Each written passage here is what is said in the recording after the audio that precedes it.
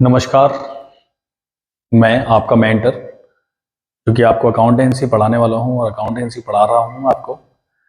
I hope आप सब लोग बढ़िया होंगे और अच्छे तरीके से पढ़ाई को अपनी को महत्वता दे रहे होंगे और इम्पोर्टेंट टाइम अपना निकाल के मेरी वीडियो को देख रहे होंगे। बस मैंने थोड़ा सा टाइम ले लिया है कैश फ्लो में, क्योंकि मैं आपको चाहता हूँ कि आपका जो 8 नंबर का जो पेपर में आने वाला है वो पूरी तरीके से हो जाए क्वेश्चन, और उसी के लिए जो 6 नंबर का फुल फ्लैज क्वेश्चन रहने वाला है उसकी अभी मैंने एक भी क्वेश्चन नहीं कराया उसका। आई होप कल आपको दो या तीन वीडियो आपको देखने को मिलेंगी, जिसमें से आपको 4 से 5 क्वेश्चन देखने को मिलेंगे जो पूरी तरीके से बन रहे होंगे आपसे क्वेश्चन, और मुझे पूरा आप पे बिलीव है कि आप क्वेश्चंस को भी कर रहे होंगे। और उसी के लिए मैंने सोचा कि कुछ महत्वपूर्ण अकाउंट हैं आपके जो क्वेश्चंस में पूछे जाते हैं, जिनसे ज़्यादातर क्वेश्चंस बनते हैं और बच्चे उन अकाउंट्स को देख के थोड़ा डर जाते हैं। तो उसी की प्रॉब्लम्स को ख़त्म करने के लिए मैं आपके सामने आया हूँ, क्योंकि मोस्टली आपके 4 अकाउंट्स आपको पूछे जाते हैं। पहला अकाउंट है मशीनरी अकाउंट, जो कि एक असेट्स का अकाउंट है। दूसरा अकाउंट है प्रोविजन फॉर डेप्रिसिएशन या एक्यूमुलेटेड डेप्रिसिएशन, इसका ही नाम है। सेकंड इसका नाम है, इसको बोल सकते हैं ये भी। तीसरा आपका इन्वेस्टमेंट अकाउंट। चौथा आपका प्रोविजन फॉर टैक्स अकाउंट है। प्रोविजंस आप जानते हैं कि प्रोविजंस आपके एक फियर की वजह से बनाए जाते हैं, और जो होने वाला होता है उसकी कंडीशंस देखते हुए हम उसको पहले से ही क्रिएट कर रहे होते हैं। क्योंकि प्रोविजंस का मतलब ये है कि आपको उसकी जो होने वाला था उसके पहले से ही आपको आशंकाएं थी और उसके लिए आप प्रोविजंस क्रिएट कर रहे थे, और होना ही है वो। ऐसा आशंका नहीं थी, आपको बिल्कुल पूरा श्योर थे कि ये होना ही है, तो उसके लिए आप पहले से ही प्रिपरेशन कर रहे हैं। दूसरी चीज, जब भी आपको क्वेश्चंस मिलता है तो आप अकाउंट्स को क्रिएट कब करेंगे? सबसे पहला क्वेश्चन यही आपके मन में होता है कि हम अकाउंट कब बनाएंगे, हमारे जो क्वेश्चंस होगा वो कैसे अप्रोच करेगा जब हम अकाउंट्स को क्रिएट करेंगे। भाई अदरवाइज अगर मेरा बिना अकाउंट्स के क्वेश्चन हो रहा है तो मैं अकाउंट क्यों बनाने लग गया? लेकिन अकाउंट मैंडेटरी है, कब बनाने पड़ेंगे ये वर्किंग नोट में रहते हैं। इसका नंबर्स तो नहीं होता है कुछ भी, लेकिन इसका कोई नंबर नहीं मिलता आपको, लेकिन इनके बिना आप क्वेश्चंस फुलफिल नहीं कर सकते। ये इतने जरूरी होते हैं। जब आपको अकाउंट्स का नंबर नहीं मिल रहा है तब भी आप अकाउंट क्रिएट कर रहे हैं, क्यों? क्योंकि आप पूरा 6 नंबर के क्वेश्चंस को पूरा 6 के 6 नंबर चाहते हैं, और वो मैं भी चाहता हूँ कि आपको 6 नंबर गेन हो। तो बस उसी को थोड़ा सा आपका टाइम लूंगा और उसके इन अकाउंट्स को छट से आप खत्म कर रहे होंगे। आगे आपको जब मैं क्वेश्चन करूंगा तो आप उन क्वेश्चंस में भी अकाउंट क्रिएट कर रहे होंगे, जिससे कि आपकी प्रैक्टिस हो जाएगी। और उन्हीं क्वेश्चंस को मैं आपके सामने करा रहा हूँ जिनमें ज्यादातर अकाउंट्स क्रिएट हो रहे होंगे। तो अकाउंट्स की बहुत बड़ी महत्वता है और मैं उसी को आपको इजी तरीके से समझाने आया हूँ आपके सामने। जब भी आपको पहला क्वेश्चन जब मैंने आपसे पुट किया कि भाई अकाउंट्स क्रिएट कब किए जाएंगे, तो उसका पहला सा सीधा सिद्धांत है कि पहले आपको अकाउंट्स में बैलेंस शीट जो आपको गिवन होगी क्वेश्चन में, उसमें आपको उसके ओपनिंग और क्लोजिंग बैलेंस मिलेंगे। ये हर क्वेश्चन में आपको देखने को मिलेंगे। लेकिन अकाउंट जब हम क्रिएट करेंगे तो एडजस्टमेंट में भी उसके कुछ पॉइंट मिल रहे होंगे, और जब एडजस्टमेंट में कुछ पॉइंट मिल रहे हैं उस अकाउंट के, जैसे मशीनरी अकाउंट है, अगर उसका कोई भी एडजस्टमेंट में पॉइंट मिलता है एडिशनल आपको, तो आप अकाउंट क्रिएट की तरफ चलेंगे। या वो कोई सेल कर देता है मशीन को, या किसी मशीन को परचेज कर लेता है, तो वहां पे आपको क्वेश्चंस देखने को एडिशनल उसमें मिल जाएंगे। दूसरी चीज, एक्यूमुलेटेड डेप्रिसिएशन भी आपको एडिशनल पॉइंट में मिलेगा कि उसने इतना एक्यूमुलेटेड डेप्रिसिएशन का सिद्धांत ये है सीधा कि एक्यूमुलेटेड डेप्रिसिएशन का बैलेंस अगर बैलेंस शीट में दे रखा है ओपनिंग और क्लोजिंग, तो आपको एक्यूमुलेटेड डेप्रिसिएशन का अकाउंट क्रिएट करना ही पड़ेगा। ऐसे ही इन्वेस्टमेंट का है, आपको ओपनिंग क्लोजिंग बैलेंस मिलेंगे। अगर कोई एडिशनल पॉइंट में ये सेल या परचेज करा देता है इन्वेस्टमेंट को, तो हम इसके अकाउंट क्रिएट कर रहे होंगे। Provision for tax, provision for tax अगर आपको दोनों बैलेंसेज आपको गिवन मिलेंगे क्वेश्चंस में, आपकी बैलेंस शीट में दोनों ओपनिंग और क्लोजिंग होंगे, लेकिन नीचे एडिशनल पॉइंट में बोल रहा होगा कि वो अपना इनकम टैक्स पेड करता है इतने 1000, या अपना इनकम टैक्स मेड करता है इतना 1000, तो आपको उस पॉइंट पे आपको प्रोविजन फॉर टैक्स का अकाउंट भी क्रिएट करना ही पड़ेगा। बस इन्हीं वजहों की वजह से आपको अकाउंट्स को क्रिएट करना पड़ता है, और आप क्रिएट करेंगे, और मुझे बिलीव है कि आप पूरी तरीके से उसको सही करेंगे। बस उसी के पॉइंट ऑफ व्यू से मैं आगे बढ़ता हूं कि मशीनरी अकाउंट में आपको दो बैलेंसेस मिलेंगे बैलेंस शीट में, एक ओपनिंग और दूसरा क्लोजिंग। तो ओपनिंग बैलेंस को आप करेंगे डेबिट, क्योंकि ये जो बैलेंस है मशीनरी का वो असेट्स अकाउंट है और असेट अकाउंट का फेवरेबल बैलेंस डेबिट होता है। तो जब भी मशीन अकाउंट आपको ओपनिंग बैलेंस मिलेगा तो आप उसको डेबिट ही कर रहे होंगे और क्लोजिंग बैलेंस जो मिलेगा आप उसको क्रेडिट कर रहे होंगे, तो बैलेंस सीडी के नाम से। दूसरी चीज, फिर आप इसको सेल भी कर रहे होंगे और उसका डेप्रिसिएशन भी देख रहे होंगे कि जो मशीन को हम सेल कर रहे हैं उस पर कितना डेप्रिसिएशन लगा है। और एक्यूमुलेटेड डेप्रिसिएशन को तो आप बखूबी जानते हैं, ये तभी क्रिएट किया जाता है जब हम डेप्रिसिएशन का अलग से अकाउंट क्रिएट कर रहे हैं। एक तरीके से मान के चलिए कि ये वो बॉक्स है जो आपकी पूरी कंपनी का जो भी मशीन पे डेप्रिसिएशन लग रहा है, ये सभी मशीनों के डेप्रिसिएशन को होल्ड करे हुए। ये मशीनरी अकाउंट का एक तरीके से आप मान के चलिए कि पूरा सपोर्ट करता है। अगर इसको जरूरत पड़ जाए कि वो किसी मशीन को बेचनी है तो ये सीधा एक्यूमुलेटेड डेप्रिसिएशन के पास जाता है, कहता है भाई हम ये वाली मशीन बेचने वाले हैं और इस मशीन को बेचने वाले हैं, तो इसका मुझे बैलेंस बता दो कि कितना इस पर डेप्रिसिएशन अब तक लग चुका है। ये उसका परफॉर्मा देखता है कि कितना डेप्रिसिएशन अब तक लग चुका है और उस डेट का इसको डेप्रिसिएशन ट्रांसफर कर देता है। तो इसीलिए एक्यूमुलेटेड डेप्रिसिएशन भी आपका इंपॉर्टेंट हो जाता है समझना इसके पॉइंट ऑफ व्यू से, क्योंकि मशीनरी अकाउंट तभी क्रिएट होगी। अब आपने जैसे देखा कि इसका बैलेंस सीडी आपको मिला हुआ है, आपने पोस्ट कर दिया, बैलेंस बीडी मिला हुआ है वो भी आपने पोस्ट कर दिया। इसके बाद आप क्या कर रहे होंगे, अब सेल कर रहे होंगे। तो आप सेल करेंगे तो आपके पास पैसा आएगा, तो बाई बैंक अकाउंट से आप इसकी एंट्री क्रेडिट कर देंगे। क्यों? क्योंकि आपके पास पैसा रिसीव होगा। क्योंकि आप कभी भी कोई भी मशीन को अगर सोल्ड करते हैं तो मशीन सोल्ड करने पे क्या कंडीशन बनती है, आपके पास पैसा रिसीव हो रहा होता है, और जब अगर पैसा रिसीव हो रहा है तो आपने मशीन को रिलीज कर दिया है। ये इन्वेस्टिंग एक्टिविटीज के पार्ट में काम आएगा। ये मशीन अकाउंट के हर पॉइंट आपको कैश फ्लो में काम आ रहे होंगे। जैसे आपने बैंक अकाउंट से सोल्ड कर दिया, लेकिन इसको सोल्ड करने के बाद इसका भी ये देखना होता है कि आपको सोल्ड करने पे प्रॉफिट हुआ है या लॉस हुआ है। अब वो प्रॉफिट लॉस कैसे पता चलेगा? आपकी कोई भी मशीन की वैल्यू अगर सपोज एट 1 लाख की है और उस पर लगने वाला डेप्रिसिएशन 30,000 का है, वो आपको पता चल चुका है, और आपने उस मशीन को 1,10,000 में सोल्ड कर दिया। 1 लाख की मशीन को 1,10,000 में भी सोल्ड कर सकते हैं आप। अगर कोई ऐसी इमरजेंसी आ जाती है या कंडीशन बन जाती है कि आप उस मशीन की उसकी प्राइस से भी ऊपर सोल्ड कर सकते हैं, या आप सोल्ड ऊपर नहीं करते हैं, 90,000 का सोल्ड कर दिया। 1 लाख की मशीन को 30,000 का डेप्रिसिएशन लगने के बाद आपकी बैलेंस जो बचा हुआ था 70,000 का बचा हुआ था, लेकिन आपने उसको 90,000 पे सोल्ड कर दिया। इसका मतलब क्या हुआ? आपने उस पर 20,000 का प्रॉफिट जनरेट कर लिया। तो वो चीजें निकालने के लिए आपको डेप्रिसिएशन की जरूरत पड़ती है। ये उस डेप्रिसिएशन को एक्यूमुलेटेड डेप्रिसिएशन लेते हैं। अब इस अकाउंट को कैसे क्रिएट करते हैं? इसमें भी आपको ओपनिंग और क्लोजिंग बैलेंस मिलेंगे। इसका ओपनिंग बैलेंस क्रेडिट साइड पड़ता है बाई बैलेंस बीडी। आपने इसका बैलेंस ओपनिंग साइड वाला क्रेडिट में कर दिया और क्लोजिंग साइड वाला आपने टू बैलेंस सीडी के नाम से क्रेडिट कर दिया। ये बैलेंस क्रेडिट करने के बाद अब ये इसके पास आएगा क्योंकि सोल्ड कर रहा है मशीन को। तब ये उसका जो भी मशीन होगा उस पर देखेगा कितना डेप्रिसिएशन लग चुका है इस मशीन पे। ये उस मशीन के डेप्रिसिएशन को किसको ट्रांसफर कर रहा होगा? मशीनरी अकाउंट को। तो ये ट्रांसफर करने की इसकी एंट्री होती है टू मशीनरी अकाउंट,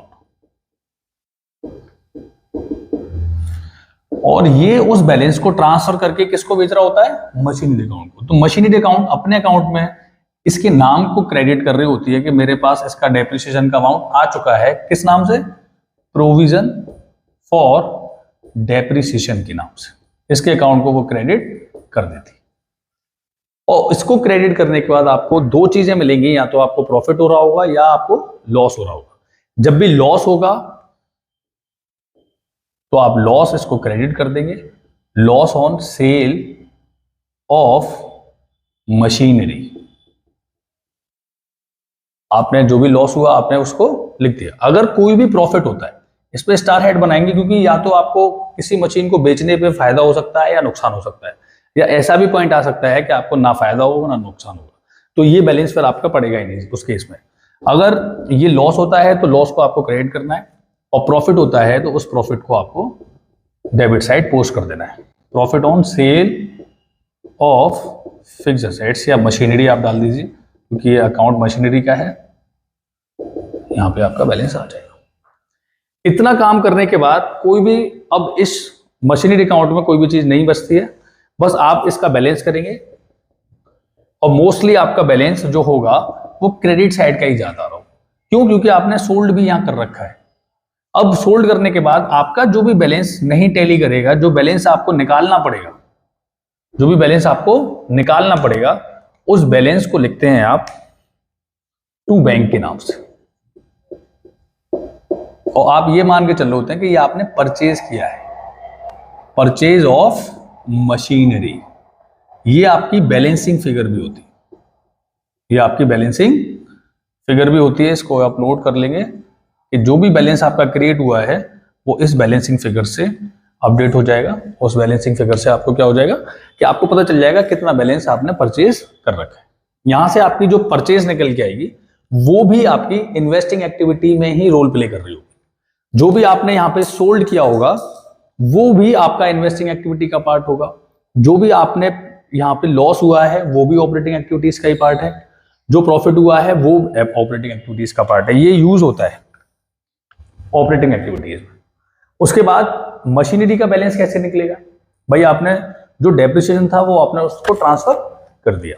इसको करने के बाद अब इसका बैलेंस भी किया जाता है।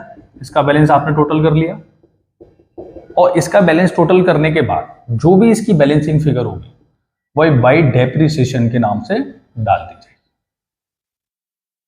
ये statement of profit and loss में भी डाला जाता है। जो भी इसका डेप्रिसिएशन का बैलेंसिंग निकल के आएगा, ये भी बैलेंस है आपका। इसको हम यूज करते हैं ऑपरेटिंग में। जैसे आपने देखा था नॉन कैश ऑपरेटिंग आइटम जो थे आपके, उसमें आप ऐड कर लिया करते थे इसको, वही यहाँ पे कैश फ्लो में समझना है आपको।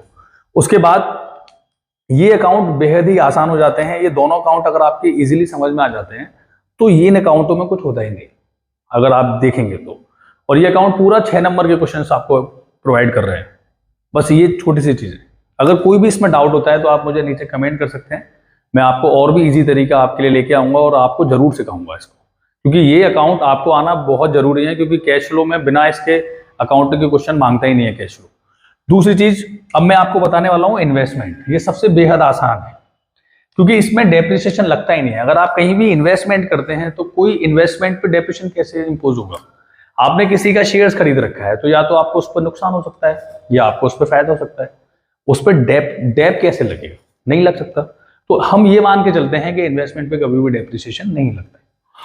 उसी के पॉइंट ऑफ व्यू से आपको या तो ओपनिंग बैलेंसेस और क्लोजिंग बैलेंसेस तो आपको अकाउंट में गिवन होंगे बैलेंस शीट के थ्रू।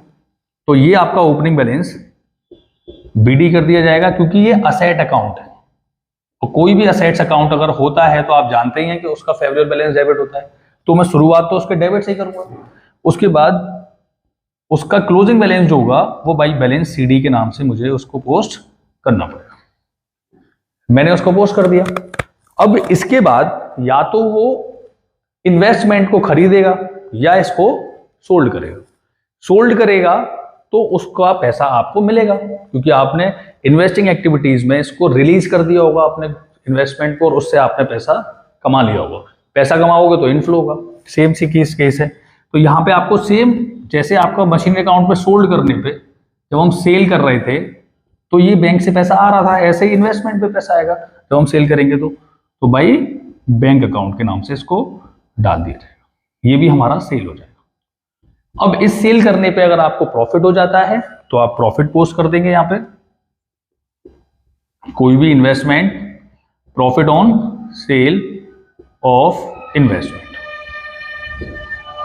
अगर कोई भी आपने सेल कर दिया उस पर प्रॉफिट हो गया तो उस प्रॉफिट को आपने डेबिट साइड डाल दिया कि आपको उस पर प्रॉफिट हो चुका है। प्रॉफिट अब आप इजी तरीके समझ जाएंगे कि कोई 60,000 का इन्वेस्टमेंट कर रखा था, उसको मैंने सोल्ड किया है 70,000, तो मुझे 10,000 का प्रॉफिट हो गया। तो मैंने उसको 10,000 को पोस्ट यहां कर दूंगा। अगर मुझे बाई चांस कोई नुकसान हो जाता है, इस पे इसीलिए आपको स्टार हेड बनाना है क्योंकि एक ही चीज हो सकती है। एक ही चीज या तो नुकसान होगा या फायदा होगा। तो बाई प्रॉफिट यहां गया है तो loss on sale of investment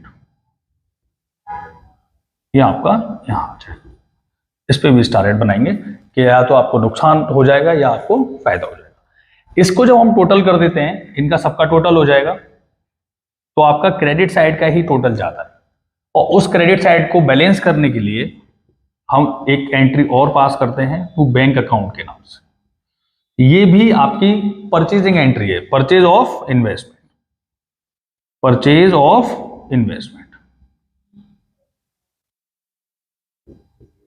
ये भी आपकी बैलेंसिंग फिगर है, ये बैलेंस करने के काम आता है। और इसका यूज जो मिलता है आपको, आपने परचेज किया है इन्वेस्टमेंट को, तो इसका यूज आपको इन्वेस्टिंग एक्टिविटी में देखने को मिलता है। जो आपने परचेज किया है इन्वेस्टमेंट को, तो वो इन्वेस्टिंग एक्टिविटीज में आपका आउटफ्लो दिखा देता है, और ये जो हमने सेल किया है ये इनफ्लो दिखा देता है। इसको ऐड कर लेते हैं, इसको लेस कर लेते हैं, पर इतना सा काम रहता है। और जो profit on sale of investment है, ये हमारा, या loss on sale of investment, दोनों में से कोई केस बनता है, ये ऑपरेटिंग में लॉस को ऐड कर लिया जाता है और प्रॉफिट को लेस कर दिया जाता है ऑपरेटिंग एक्टिविटीज में। उसके बाद ये भी आपका अकाउंट कंप्लीट हो जाता है। इसमें भी आपको कोई डाउट नहीं आएगा। आता है तो आप मुझे प्लीज कमेंट करिए, क्योंकि मैं चाहता हूं कि आपसे ये क्वेश्चन जरूर बने। उसके बाद ये प्रोविजन फॉर टैक्स का उससे भी ज्यादा बेहद ईजी है, सबसे ईजी मैं इसी को मानता हूं, क्योंकि इसमें दो ही चीजें होती हैं। पहले तो आपको बैलेंस देगा वो, तो ये भी आपका लायबिलिटी का पार्ट माना जाता है, क्योंकि प्रोविजन हम क्रिएट ही तब करते हैं जब हमें कोई ना कोई खतरा होता है, फियर होता है, डर होता है कि हम भाई टैक्स का फियर है और उसको मेंटेन कर रहे हैं, क्योंकि हमें एनुअली देना ही देना है, तो उस चीज का डर है, उसको हम पहले से ही मेंटेन करके चलते हैं। क्योंकि बिजनेस, आपकी फर्म, आपकी कंपनी सब एक ही प्रिंसिपल्स पे चलती है, अकाउंटिंग प्रिंसिपल्स पे, GAP के अकॉर्डिंग, और वो उसी को बता रहा होता है कि भाई जो भी हमें प्रोविजंस क्रिएट हो जाएंगे, ये हमें एंड में होने वाले नुकसान हैं, इनको पहले से ही नुकसान मान के चलेंगे, पहले से ही हम लायबल मान के चलेंगे। तो बस उसी के केसेस पे ये आपको लायबिलिटी केसेस मिल जाता है। यहाँ पे आपने एज अ एक्सपेंसेस भी आप एक्सपेंसेस भी ट्रीट कर सकते हैं। और दूसरी चीज इसमें, जैसे आपको दो बैलेंसेस मिलेंगे बैलेंस शीट में, एक ओपनिंग और दूसरा क्लोजिंग। तो लायबिलिटी के केसेस के अकॉर्डिंग ये इसका ओपनिंग बैलेंस क्रेडिट बैलेंस का मिलता है। तो भाई बैलेंस BD, जो भी ओपनिंग बैलेंस होगा मैं उस पर क्रेडिट कर दूंगा, और जो भी इसका क्लोजिंग बैलेंस होगा, जाने की मतलब आपको प्रीवियस ईयर का इसका ओपनिंग और क्लोजिंग ईयर का इसका क्लोजिंग मानना पड़ेगा, क्योंकि आपका करंट ईयर का जो होगा वो क्लोजिंग हो जाएगा। तो यहाँ पे टू बैलेंस CD केस आपको मिल जाएगा। अब यहाँ पे एडजस्टमेंट में आपको 2 पॉइंट गिवन करेगा, या तो प्रोविजन फॉर टैक्स मेड करेगा या प्रोविजन फॉर टैक्स पेड करेगा। जब भी वो पेड करेगा तो इसका मतलब वो भुगतान कर रहा है, और भुगतान में हमारे पास से पैसा जाता है। तो जब भी वो करेगा पेड, तो आपको बैंक अकाउंट के नाम से डाल देना है और यहां दिखा देना है कि ये पेड हो चुका है इस अमाउंट को। उसके अकॉर्डिंग जो भी बैलेंसिंग फिगर आएगी इसकी, वो इसकी क्रेडिट साइड में आएगी by statement of profit and loss से, और ये आपका प्रोविजन फॉर टैक्स मेड निकल के आएगा, मेड निकल के आएगा। इसको पॉज कर लो। तो बस यही लोग आप नोट कर लेंगे इसको। ये आपको मेड होता है, इस मेड को तो आप जानते ही हैं कि ये आपकी जब net profit before interest and tax निकाला जाता है, उसके वर्किंग नोट में इसका बहुत यूज है। उसमें आप इसको ऐड कर लेते हैं, इसको प्रॉफिट एंड लॉस जो आपने मेड लिखा है प्रोविजन फॉर टैक्स मेड, इसको आप ऐड कर लेते हैं, और प्रोविजन फॉर टैक्स पेड, आपकी जो ऑपरेटिंग खत्म होती है तो आप लेस इनकम टैक्स जो पेड करते हैं उसमें इस टैक्स को पेड कर देते हैं। तो ये आपके लिए सारे अकाउंट हैं और आप इनकी प्रैक्टिस करेंगे। कल से मेरे 2 से 3 वीडियो आपको लेक्चर देखने को मिलेंगे, जिसमें आपके 4 से 5 क्वेश्चंस जो कैश फ्लो के रहने वाले हैं, जो फुल फ्लैज क्वेश्चन रहने वाले हैं, उनको आपको पूरा कंप्लीट करना है, और इन अकाउंटों का यूज वहां पे हो रहा होगा। तो इनको आप बस थोड़ा सा आप समझेंगे मेरे माध्यम से, और इसको ज्यादा से ज्यादा कोशिश करेंगे कि आप इनके अकाउंट अपने हाथों से बना पाए। और जो क्वेश्चंस में आएंगे वो मैं आपको बताता जाऊंगा आपको कैसे करने हैं, आप बहुत ही आसानी से क्वेश्चन कर लेंगे। बस थैंक यू, बस इतना ही कहना चाहता हूँ कि आप बस प्रैक्टिस करते रहिए। मैं आपके साथ जी जान से लगा हुआ हूँ। अभी तो मेरी 2 ही वीडियो लेक्चर आपके सामने आ रहे हैं 3 दिन से, हो सकता है आगे आपको 1-1 घंटे या 1.5 घंटे की वीडियोस आपके पूरे फुल फ्लैज क्वेश्चनों के साथ खत्म होगी। और अब इसके बाद कोई एक बढ़िया टॉपिक स्टार्ट करेंगे कल के परसों के बाद, जो आपको और भी ज़्यादा मार्क्स दिलाएगा। तो बस बहुत बहुत धन्यवाद आपका। बस ऐसे ही जुड़े रहिए, आप मेहनत करते रहिए बस आप। धन्यवाद।